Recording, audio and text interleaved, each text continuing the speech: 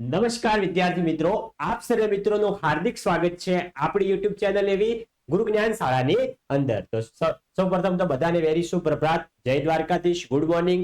તો વિદ્યાર્થી મિત્રો, તમારે આજે તારીખ 26/2/2026 ના રોજ જે આપણું ગુજરાતીનું પ્રશ્નપત્ર છે એની અંદર મોસ્ટ આઈએમપી પેપર નંબર 2 નું આજે આપણે સંપૂર્ણ જવાબો સહિતનું સોલ્યુશન કરવાના છીએ.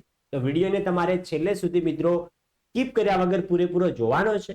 અને જો તમે ચેનલ ઉપર નવા હોય, હજી સુધી ચેનલને સબસ્ક્રાઇબ નથી કરી, તો ચેનલને પણ અચૂકથી સબસ્ક્રાઇબ મિત્રો કરી દેવાની છે. અને પેપર નંબર 1 નો પણ આપણો વિડીયો ના જોયો હોય તો હજુ તમારું પેપર શરૂઆત થવાની થોડી વાર છે. પેપર નંબર 1 નો પણ વિડીયો અચૂકથી જોઈ લેજો, જેથી કરીને પરીક્ષાની અંદર તમને સારો એવો ફાયદો થાય અને આપણો એક પણ પ્રશ્ન આપણને ના આવડે એવું આપણે ના બનવું જોઈએ. તો ચલો મિત્રો, વધુ ટાઈમ વેસ્ટ ન કરતા આપણે વિડીયોની શરૂઆત કરી દઈએ. જોઈ શકો છો, સૌપ્રથમ છે ધોરણ વિભાગ નંબર એ જે છે આપણો પદ્ય વિભાગ, એ પણ આપણને પૂછાય છે 20 માર્ક્સની અંદર. તો ચલો મિત્રો જોઈએ એના પ્રશ્નો. જોઈ શકો છો, સૌપ્રથમ છે કે નીચેના જોડકા યોગ્ય રીતે જોડીને ફરીથી લખો. એના માર્ક્સ છે 4 માર્ક્સ છે. એમાં છે અહીંયા આપેલું છે તમને કૃતિ અને સાહિત્ય પ્રકાર.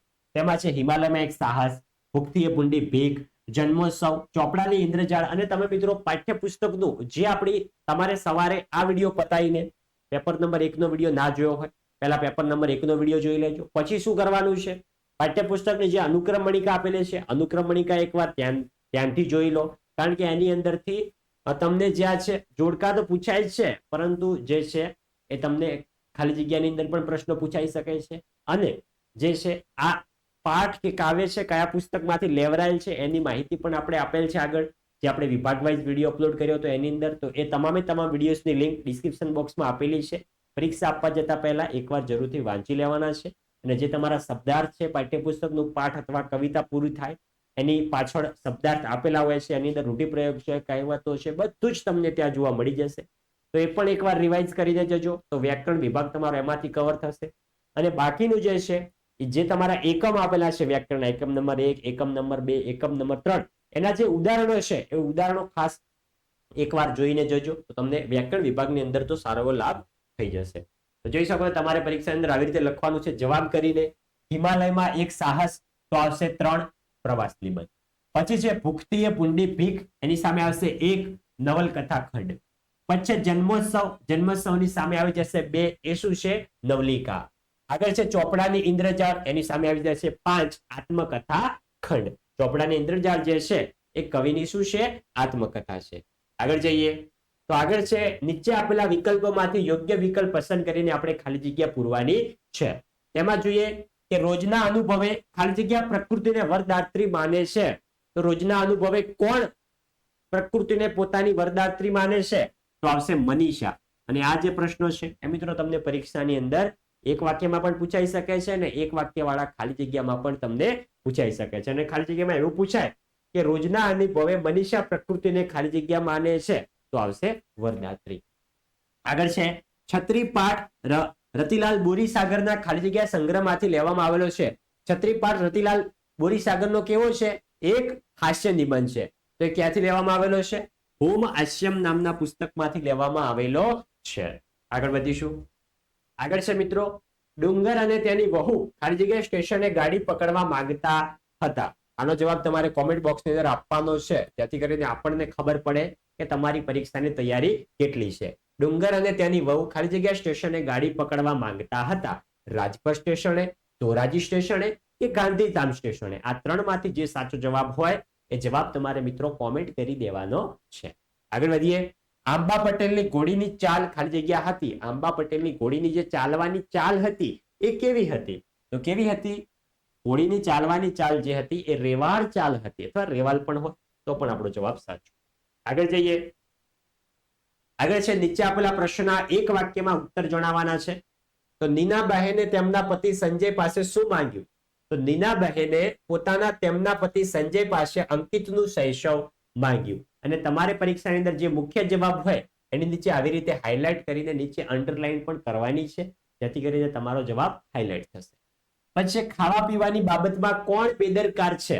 તો ખાવા પીવાની બાબતમાં ભણેલા અને અભણ લોકો જે હોય છે એ બેદરકાર હોય છે. આગળ વધીએ. આગળ છે 3-4 વાક્યની અંદર જવાબ લખો. જે મિત્રો પ્રત્યેકના 2 ગુણ છે, જોઈ શકો છો. તમને 3 પ્રશ્ન પૂછાશે. 3 માંથી તમને આવડતા કોઈ પણ 2 પ્રશ્નના જવાબો તમારે આપવાના છે. તેમાં છે કે લેખકે રક્તવર્ણના શાહુકારી ચોપડાના પાના કેમ ફાડી નાખ્યા, અથવા એવું પણ આવે કે લેખકે રાતો ચોપડો પાના ફાડી નાખવા પાછળનું મનોમંથન. તો શું આવશે? જીવલાનું જીવન કરુણાથી ભરેલું હતું. એ કરુણ જીવન જોઈને લેખકનું હૈયે દ્રવી ઉઠ્યું. લેખક પાસે ઉઘરાણીનો જે ચોપડો હતો એમાં જીવલાનું દેવું 5 ગણું વધી ગયું હતું. એટલે કે લેખકના પિતાજી પાસે 300 રૂપિયા લીધા હતા અને એ વ્યાજનું વ્યાજ ચડીને કેટલા થઈ ગયા હતા? 1500 રૂપિયા થઈ ગયા હતા. દેવાનો આટલો બોજ જીવલાની 7 પેઢી પણ ચૂકવી શકે તેમ ન હતું. દેવાના ડુંગર નીચે દટાયેલા જીવલાને દેવામાંથી કાયમ માટે મુક્ત કરવા લેખકે રક્તવર્ણના ચોપડાના બધા જ પાના ફાડી નાખ્યા. એટલે કે જેનો જે હિસાબ લખેલો હતો એ હિસાબના બધા ચોપડા પાના ફાડી નાખ્યા. આગળ જઈએ. આગળ છે બાવાના 2 બગડ્યા એમ કાળુ શા માટે કહે છે? એક કહેવા પાછળનું કારણ શું છે એ આપણે જોઈએ. તો તમારું છે ને તમને આપીએ છીએ, એમાં ધર્માદા જેવું કઈ નથી. સુંદરજી શેઠના આ સૂચનથી કાળુએ 1.5 પાસેર ખીચડી પોતાના ફાટેલા ધોતિયાના છેડે બાંધી. પણ ત્યાંથી રવાના થતા તેને હસવું આવ્યું. તેને થયું કે આ તો બાવાના 2 બગડ્યા જેવો ખેલ થયો. કારણ કે કાળુ માને છે કે આમ કરવાથી ક્યારેય કોઈની પાસે કંઈ માંગવું નહીં, એ ટેક પડાય નહીં અને ભીખ માંગી ને આ તો મરવા જેવું થયું. સ્વમાન ન રહ્યું. માટે બાવાના 2 બગડ્યા એવી પરિસ્થિતિ થઈ. આગળ છે આંબા પટેલને મનાર શા માટે જવું પડ્યું? તેનો જવાબ આપણે જોઈએ. તો આંબા પટેલના મામાએ માણસ મોકલીને સંદેશો કહેવાડ્યો હતો. સંદેશામાં ભાણાને જે કામ કરતા હોય એ બધું જ કામ પડતા મૂકીને મનાર એટલે કે જે છે આંબા પટેલના મામાના ઘરે આવીને રોટલા શીરાવવા જણાવ્યું હતું. મામાનો આ સંદેશો સાંભળીને આંબા પટેલને મનાર જવું પડ્યું હતું. આગળ વધીએ. હવે આગળ છે મોટા પ્રશ્નો છે આપણા. 10-12 વાક્યની અંદર ઉત્તર લખો. તો જોઈએ મિત્રો એના જવાબો. કે રેસનો ઘોડો શીર્ષકની યથાર્થતા ચર્ચો. તમારે મિત્રો પરીક્ષાની અંદર જે પાઠમાંથી મોટા પ્રશ્ન પૂછાય એનું પાઠ કરીને રેસનો ઘોડો, લેખક કરીને વર્ષાડા લજા, સાહિત્ય પ્રકાર કરીને નવલિકા. જે પાઠનું હોય એ પાઠને લગતું લખવાનું છે. ના આવડતું હોય તો મત લખજો, આવડતું હોય તો લખી શકો છો. જોઈ શકો છો શિક્ષકની યથાર્થતા ચર્ચવાની છે. તમને જે કંઈ પણ યાદ હોય તમારે તમારા શબ્દની અંદર વર્ણવાનું છે. એવું નથી કે અહીંયા બેઠે બેઠો જવાબ છે તો આજ બેઠે બેઠો લખો. તમને જે કંઈ પણ યાદ હોય એ લખવાનો મિત્રો. તો રેસનો ઘોડો શીર્ષક સમગ્ર વાર્તાના કથા વસ્તુના હાર્દને યથાર્થ રજૂ કરે છે. વિનુ કાકા વાર્તાનું મહત્વનું પાત્ર છે. પોતાના સંતાનોને પરીક્ષાલક્ષી સ્પર્ધાત્મક ફોડમાં રેસના ઘોડાની જેમ જોતરીને પોતાના વિચારો એમના ઉપર લાદી દેનારા મા બાપનું વિનુ કાકા પ્રતિનિધિત્વ કરે છે. સૌરભભાઈ રેસનો ઘોડો છે. વિનુ કાકા મરજી પ્રમાણે એને દોડાવે છે. સૌરભ મોટી ડિગ્રી મેળવે, ચંદ્રકો જીતે, અખબારમાં એનું નામ ચમકે, ફોટા છપાય એવું વિનુ કાકા ઈચ્છે છે. એમાં સૌરભ ઊણો ઉતરે કે ઓછા માર્ક્સ આવે તો વિનુ કાકા એને ટોકતા કે ઉતારી પાડતા હતા. એમાં તેમની મહેનત સફળ થઈ. સૌરભ રેસના ઘોડાની જેમ પ્રથમ આવ્યો. તે અમેરિકામાં ડોક્ટર થયો અને ત્યાંની મોટી હોસ્પિટલમાં કામે લાગી ગયો. એની નામના વધી, વિશાળ બંગલો, કાર જેવી એની ભૌતિક સંપત્તિ મેળવી. પરંતુ જીવન જીવવા માટે જરૂરી સંવેદના ગુમાવી. મા બાપ સાથે વાત કરવાનો, એમને સમજવાનો કે એમનો સહારો થવાનો એની પાસે સમય નહોતો.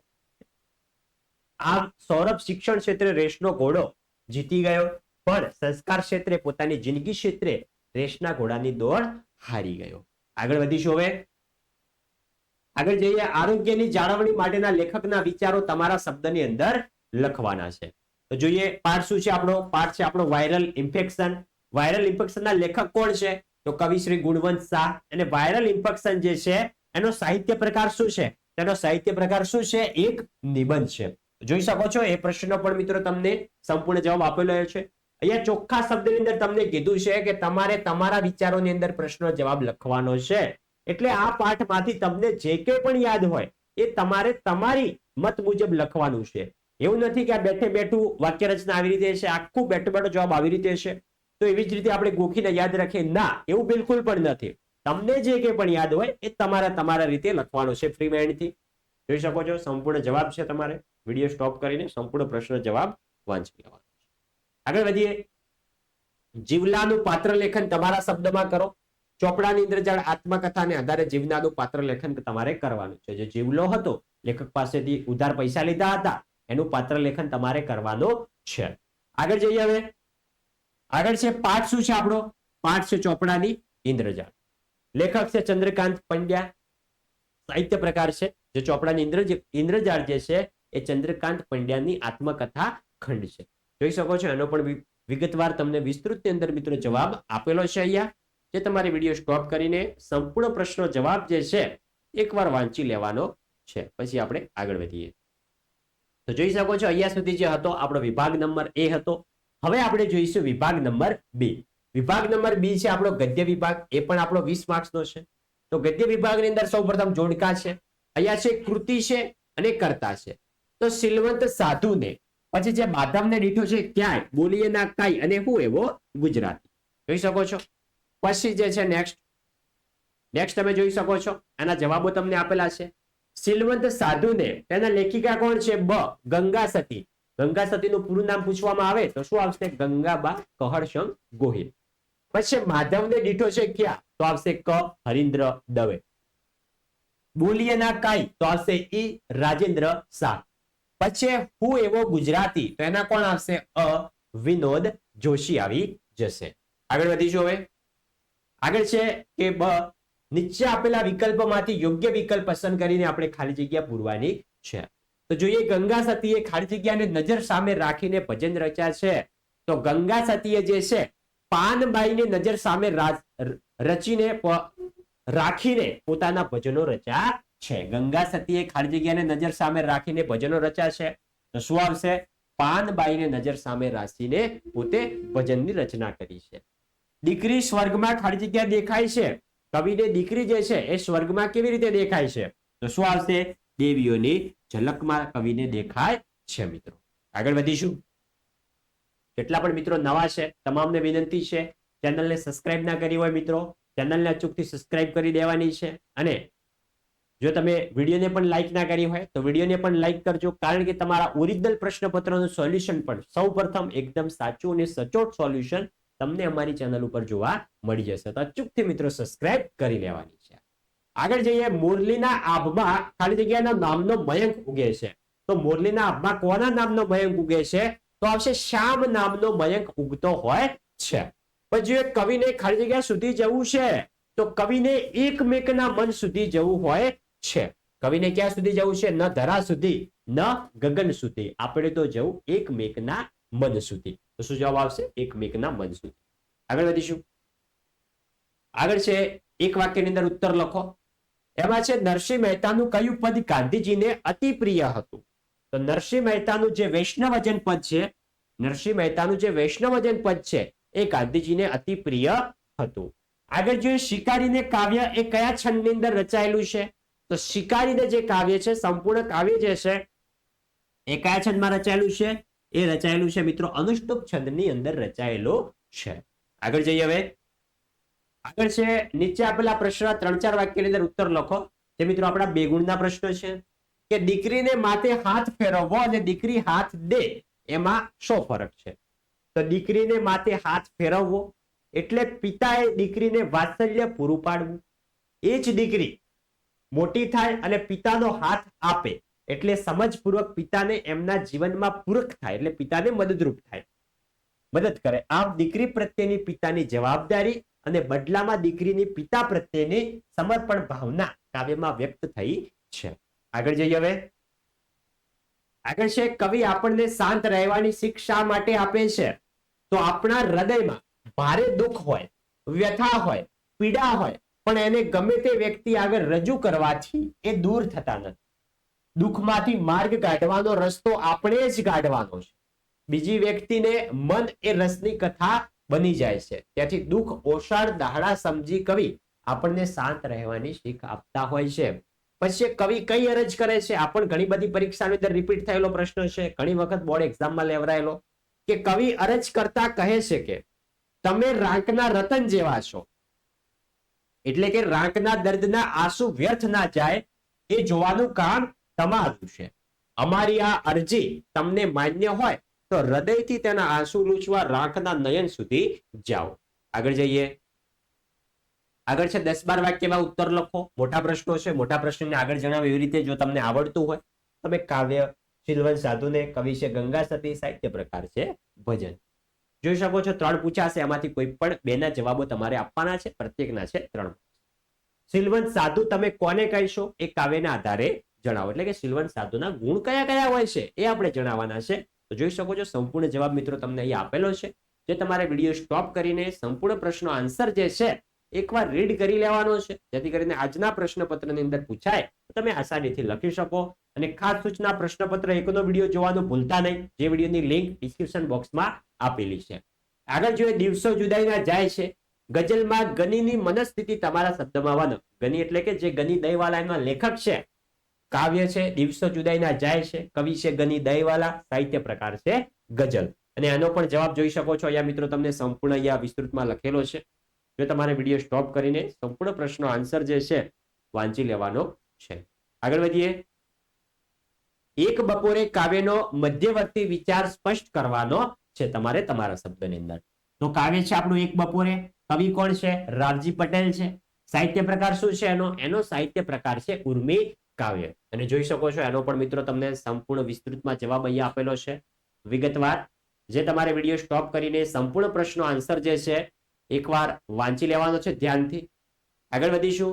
તો આગળ આપણો આવે છે તમારો મોસ્ટ ડિમાન્ડિંગ એવો વિભાગ નંબર સી, જે છે આપણો વ્યાકરણ વિભાગ. વ્યાકરણ વિભાગ પણ આપણો 20 માર્ક્સનો છે. અને વ્યાકરણ વિભાગની અંદર તો આપણે 20 માંથી 20 માર્ક્સ ગમે તે કરીને લાવવાના જ છે. તો જોઈએ આ મોસ્ટ એમપી પેપરની અંદર તમારા કેવા કેવા પ્રશ્નો છે. અને આ પ્રશ્નો જે છે તમે વધુ પ્રેક્ટિસ થશે તમારી પરીક્ષાની અંદર મિત્રો પૂછાઈ શકે એવા પ્રશ્નો છે. કારણ કે આ પ્રશ્નો સમાવેશ જે છે આગલા વર્ષોની અંદર પૂછાયેલા પ્રશ્નો અનુસાર લીધેલો છે. જોઈ શકો છો સૌપ્રથમ જોડણી છે. 2 ઉદાહરણ પૂછાશે. તો જિજ્ઞાસા એની સાથે જોડણી અહીંયા આપેલી છે જિજ્ઞાસાની. પછી આગળ છે સહાનુભૂતિ. તો સહાનુભૂતિની પણ જોઈ શકો છો જોડણી અહીંયા તમને સંપૂર્ણ રીતે સહાનુભૂતિ શબ્દ લખીને આપેલો છે. આગળ જઈએ. આગળ છે વી પ્લસ સમ શબ્દની સાચી સંધિ જોડો. વી પ્લસ સમ. તો ઘણા મિત્રો છે આ કરીને આવશે, પરંતુ આ જવાબ નથી આવતો. શું આવશે? ષટકોટનો સ, વી શ મ. આગળ જોઈએ રણછોડ શબ્દનો સમાસ ઓળખાવો. રણછોડ એટલે કે રણને છોડી જનાર. રણ છોડી જનાર. પાછળ નાર પ્રત્યે લાગતો હોય, નાર પ્રત્યે લાગતો હોય તો એ સમાસ કયો થઈ જશે? ઉપપદ સમાસ થશે. પાછળ નાર પ્રત્યે લાગે તો એ મિત્રો સમાસ આપણો ઉપપદ સમાસ થતો હોય છે. આગળ વધીશું. આગળ છે 36મો બંને શબ્દોનો જોડણી ભેદે થતો અર્થભેદ જણાવવાનો છે. એમાં છે કઠોર. કઠોર તો થઈ જશે કઠણ. કઠોર એટલે કઠણ. ને બીજું કઠોર તો જે આપણે અનાજ હોય છે એ અનાજ. આગળ છે પેસેન્જરને કારણે બસ સ્ટેન્ડ થોડી વારને માટે જાગતું થયું. વાક્યનો અલંકાર જણાવો. તેમાં શું આવશે? સજીવારોપણ અલંકાર. કારણ કે બસ સ્ટેન્ડ જે છે, બસ સ્ટેન્ડ એક નિર્જીવ વસ્તુ છે. એની અંદર સજીવનો ભાવ આપવામાં આવ્યો છે. એટલે કે પેસેન્જરોને કારણે બસ સ્ટેન્ડ થોડી વારને માટે જાગતું થયું. એટલે કે બસ સ્ટેન્ડ જે છે બસ સ્ટેન્ડ જાગતું થયું. બસ સ્ટેન્ડ જાગે ક્યારે? બસ સ્ટેન્ડ ક્યારે ના જાગે. પરંતુ આની અંદર નિર્જીવ વસ્તુની અંદર સજીવનો ભાવ આપવામાં આવ્યો છે. માટે કયો અલંકાર થાય? સજીવારોપણ અલંકાર થઈ જશે. એકદમ સિમ્પલ છે મિત્રો. આગળ વધીશું. આગળ છે સાંઢણી શબ્દમાં કયો પ્રત્યય રહેલો છે? કયો શબ્દ છે આપણો? સાંઢણી. શબ્દ શું કરવાનું છે? પ્રત્યય વાળો હોય. ધ્યાનથી શબ્દ જોવાનો છે, મનની અંદર વાંચવાનો છે. સાંઢણી. સાંઢણી. પાછળ કયો પ્રત્યય છૂટો પડે છે? અણી. માટે કયો શબ્દ આવશે? પાછળ પ્રત્યય છૂટો પડતો હોય પર પ્રત્યય, આગળ છૂટો પડતો હોય પૂર્વ પ્રત્યય. એકદમ સિમ્પલ યાદ રાખી લેવાનું છે. પાછળ છૂટો પડે છે અણી શબ્દ, માટે શું આવશે? પર પ્રત્યય જવાબ આપણો આવી જશે. હવે છે સમાનાર્થી શબ્દો આપો. એમાં છે ઓશિયાળું તો થશે લાચાર.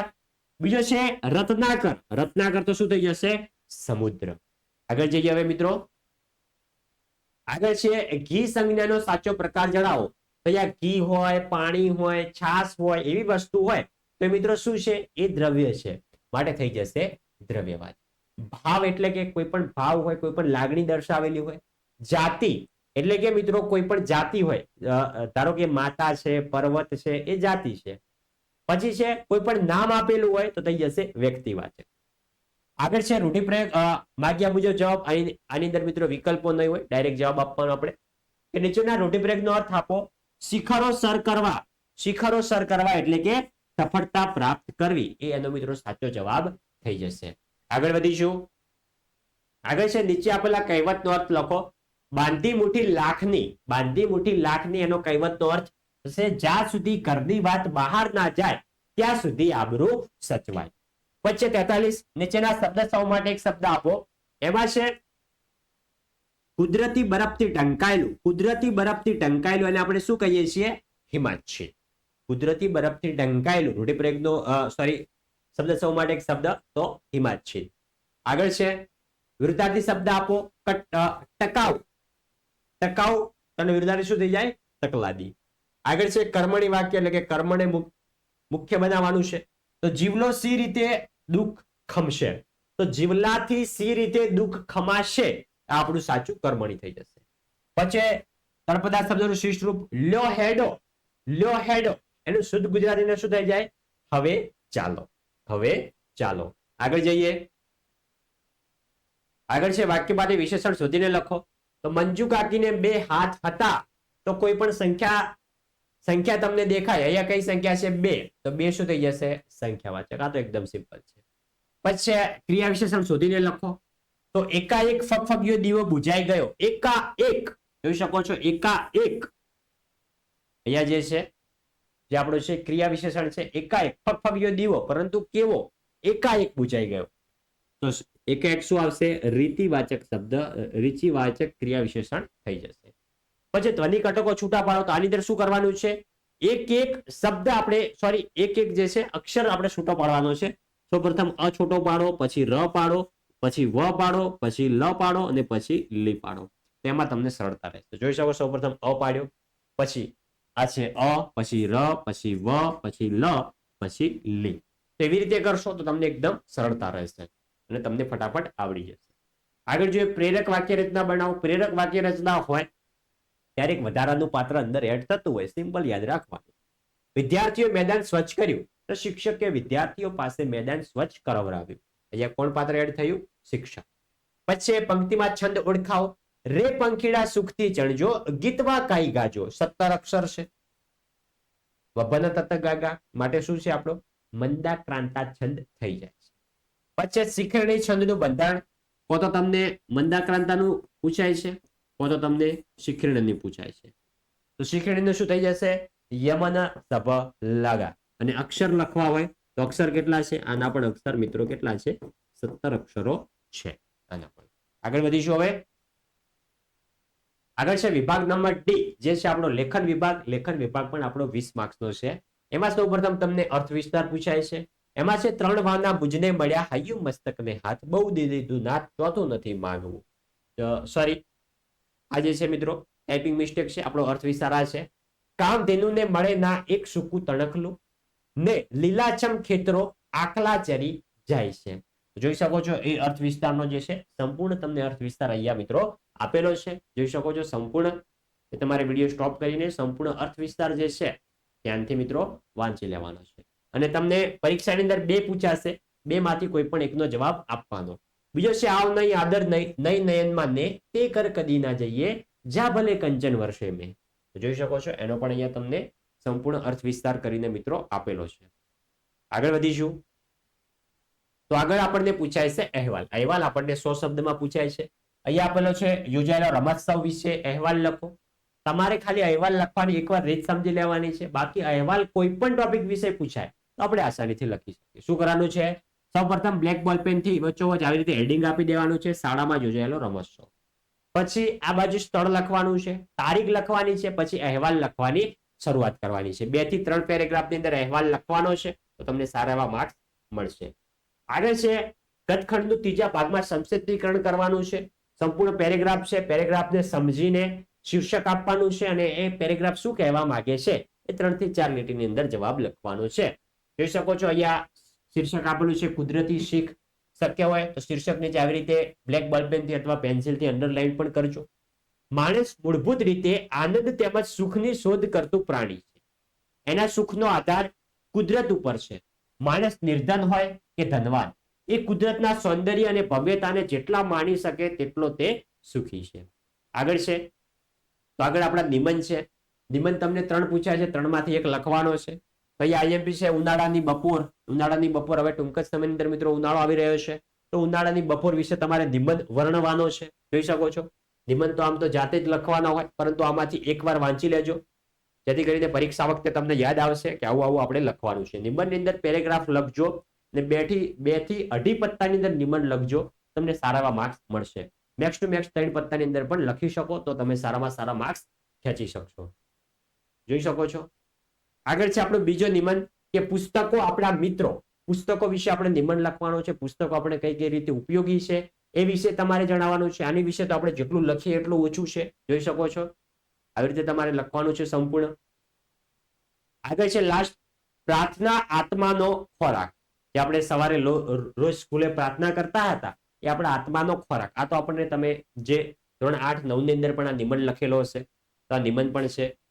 આગળ તો વિદ્યાર્થી મિત્રો આ હતું આપણું ધોરણ 10 વિષય ગુજરાતીનું most IMP model paper number 2. Model paper number 1 નો વિડીયો નથી જોયો હજુ સુધી, તો 1 નો વિડીયો અચૂકથી તમારે જોઈ લેવાનો છે. એ ચેનલ ઉપર નવા હોય અચૂકથી સબસ્ક્રાઇબ કરજો, જેથી કરીને ઓરિજિનલ પ્રશ્નપત્રનું સોલ્યુશન પણ તમે સૌપ્રથમ સાચું મેળવી શકો. વિદ્યાર્થી મિત્રો વિડીયો છેલ્લે સુધી જોવા માટે થેન્ક યુ. તમારું પ્રશ્નપત્ર હવે થોડાક જ કલાકોની અંદર શરૂઆત થવાની છે, તો એ માટે બેસ્ટ ઓફ લક. બધાને પ્રશ્નપત્ર એકદમ સારું જાય, બધાને બધા જ પ્રશ્નો આવડે અને સારા એવા માર્ક્સ ગુજરાતી વિષયની અંદર આવી શકે એવી અમારી શુભેચ્છાઓ. વિદ્યાર્થી મિત્રો મળીશું હવે નેક્સ્ટ વિડીયો સાથે. ત્યાં સુધી આવજો. જય હિન્દ, જય ભારત.